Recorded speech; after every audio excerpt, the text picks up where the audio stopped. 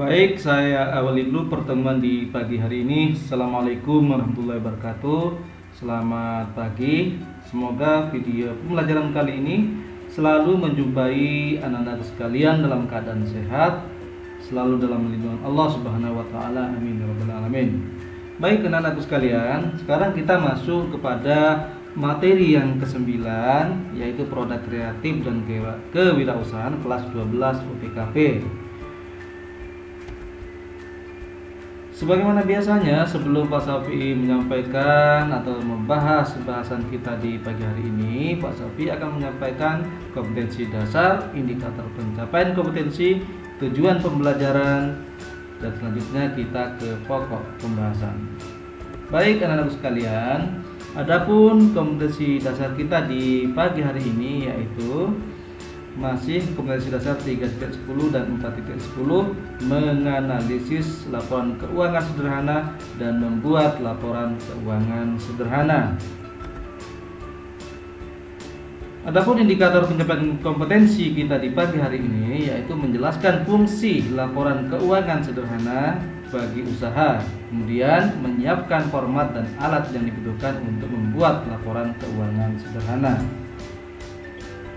Tujuan pelajaran kita adalah melalui kegiatan pembelajaran online daring dengan aplikasi Google Classroom, peserta didik dapat menemukan konsep, menjelaskan, dan menyelesaikan masalah terkait fungsi laporan keuangan sederhana bagi usaha dengan cermat, memiliki karakter, dan memiliki kemampuan literasi untuk membiasakan siswa dalam berpikir kritis, kreatif, komunikasi, dan kolaborasi.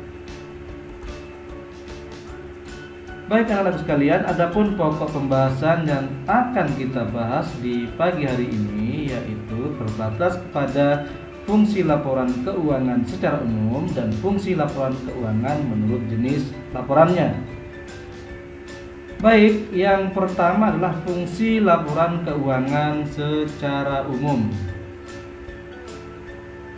Anak sekalian ya, proses akuntansi ya tentu tidak bisa lepas dari laporan keuangan ya, karena laporan keuangan memiliki fungsi yang sangat penting, baik fungsi bagi internal perusahaan maupun pihak ekstern sebagai pihak pemakai informasi keuangan. Adapun fungsi laporan keuangan secara umum dapat dibagi menjadi 5 ya. Yang pertama adalah sebagai alat untuk mengetahui kondisi keuangan dan kinerja perusahaan. Nah, maksudnya di sini ya, untuk melihat aktivitas usaha atau kegiatan operasional perusahaan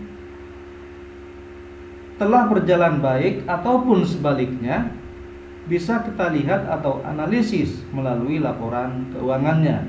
Misalnya, pada laporan laba rugi kita bisa melihat keuntungan perusahaan. Jika keuntungan tinggi, itu berarti kinerja perusahaan dapat berjalan baik atau sesuai yang diharapkan. Namun, jika terjadi sebaliknya, maka perlu dilakukan evaluasi serta tindakan lanjutan. Berbagai informasi dalam laporan keuangan yang meliputi kas, aset, dan modal perusahaan, kita dapat mengetahui kondisi keuangan sebenarnya apakah dalam kondisi baik, tidak baik, atau bahkan buruk. Itulah salah satu fungsi dari laporan keuangan. Kemudian yang kedua, menyusun perencanaan kegiatan perusahaan ya, yaitu informasi yang berisi tentang kemampuan perusahaan dalam mengelola kegiatannya selama satu periode bisa dilihat pada laporan keuangan. Informasi kemampuan yang dimaksud adalah dari segi penggunaan dana atau keuangan. Informasi keuangan tersebut dapat membantu perusahaan dalam penyusunan rencana kegiatan perusahaan yang efektif dan bisa dilakukan manajemen sesuai dengan kondisi keuangan perusahaan. Sebagai contoh, perusahaan ingin melakukan promosi produknya dan mempertimbangkan jenis promosi apa yang akan dilakukan. Ya, jenis promosi apa yang akan dilakukan? Apakah melalui marketing atau media online? Kegiatan marketing tentu memerlukan biaya yang tidak sedikit. Saat perusahaan menyusun rincian biaya promosi dan disesuaikan dengan kondisi keuangan perusahaan, apakah keuangan perusahaan mampu membiayai kegiatan marketing atau hanya melalui media online saja? Bayangkan, seandainya perusahaan tidak memiliki informasi keuangan sendiri, tentu akan sulit dalam menyusun rencana kegiatan dan resiko kegagalan atau kerugian akan semakin besar terjadi. Kemudian yang ketiga, mengendalikan perusahaan. Nah, jadi di sini sebagai alat mengendalikan perusahaan.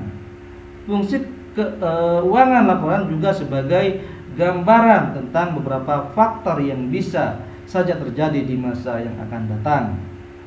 Misalnya, di saat suatu perusahaan mempunyai banyak piutang yang tertunggak di perusahaan lain, maka sebagai antisipasi yang dilakukan perusahaan adalah mengurangi jumlah penjualan kredit dan meningkatkan penagihan piutang. Nah, gambaran tentang informasi keuangan tersebut dapat memudahkan manajemen perusahaan dalam mempertimbangkan langkah selanjutnya. Kemudian fungsi laporan keuangan secara umum yang keempat adalah dasar pembuatan keputusan dalam perusahaan. Seperti yang sudah banyak dijelaskan sebelumnya, bahwa adanya informasi keuangan yang tersedia di laporan keuangan adalah dapat memudahkan pihak manajemen perusahaan dalam mengambil kebijakan atau membuat keputusan untuk melakukan kegiatan demi mencapai tujuan perusahaan itu sendiri. Ya. Yang kelima, pertimbangan dan pertanggungjawaban pada pihak ekstern. Ya, jadi sebagai pertimbangan dan pertanggungjawaban kepada pihak ekstern perusahaan. Pihak yang menjalin kerjasama dengan suatu perusahaan bisa disebut dengan pihak ekstern. Nah, contohnya perusahaan yang menginvestasikan modalnya atau lembaga perbankan yang memberikan pinjaman perusahaan tentu ingin juga melihat perkembangan perusahaan melalui laporan keuangan yang disusun perusahaan. Inilah fungsi laporan keuangan sebagai bentuk pertimbangan dan fungsi pertanggungjawaban, misalnya kepada lembaga pemungut pajak yang membutuhkan laporan keuangan untuk menghitung jumlah pajak perusahaan. Nah, itu fungsi laporan keuangan secara umum, ya, ada 5. Yang pertama sebagai alat untuk mengetahui kondisi keuangan dan kinerja perusahaan, yang kedua menyusun perencanaan kegiatan perusahaan, yang ketiga mengendalikan perusahaan, yang keempat dasar pembuatan keputusan dalam perusahaan, yang kelima pertimbangan dan pertanggungjawaban pada pihak ekstern. Selanjutnya, fungsi laporan keuangan menurut jenis laporannya. Sebagaimana kita ketahui, ya, di materi yang sebelumnya, bahwa jenis-jenis laporan itu dibedakan menjadi beberapa jenis laporan, ya, seperti neraca, laporan laba rugi, perubahan ekuitas, dan aliran kas, ya. Nah, jadi di sini fungsi laporan keuangan jenis laporannya dapat dijelaskan seperti berikut ini, ya. Misalkan satu, neraca. Nah, fungsinya apa? Nah, di sini menunjukkan fungsi keuangan perusahaan pada tanggal tertentu, memberikan informasi mengenai alokasi penggunaan dana perusahaan yang menjadi kebijakan investasi perusahaan. Kemudian memberikan informasi tentang asal sumber dana yang akan digunakan untuk membiayai investasi. Kemudian laporan laba rugi, ya. Fungsi laporan keuangan jenis laporan laba rugi, ya. Nah, laporan ini dapat menilai keberhasilan operasi serta efisiensi manajemen di dalam mengelola kegiatan perusahaan. Nah, dapat menilai kemampuan perusahaan dalam menghasilkan laba atau profitabilitas dari modal dana yang diinvestasikan dalam perusahaan sebagai dasar untuk membuat perencanaan laba di masa yang akan datang. Nah, selanjutnya perubahan ekuitas ya. Nah, fungsinya di sini adalah memberikan informasi tentang perubahan aktiva, memberikan informasi tentang perubahan kewajiban, memberikan informasi aliran modal perusahaan, terutama menyangkut modal pemilik perusahaan. Kemudian aliran kas ya. Di sini fungsinya adalah memudahkan investor atau lembaga memberikan pinjaman dana dari kreditur ya dalam memperkirakan kas baik berupa bunga, dividen atau pengembalian dana yang diberikan ke perusahaan yang akan diterima. Nah, di sini memudahkan manajemen perusahaan dalam memperkirakan resiko yang mungkin terjadi dan antisipasi yang akan dilakukan selanjutnya. Nah, baik anak-anakku, itu tadi ya penjelasan mengenai fungsi laporan keuangan secara umum bagi perusahaan ya. Kemudian fungsi laporan keuangan menurut jenis laporannya ya. Semoga bisa bermanfaat ya. Itu yang dapat Pak saya sampaikan sedikit materi di pagi hari ini ya. Kurang lebihnya Pak Safi mohon maaf ya. Semoga sehat selalu.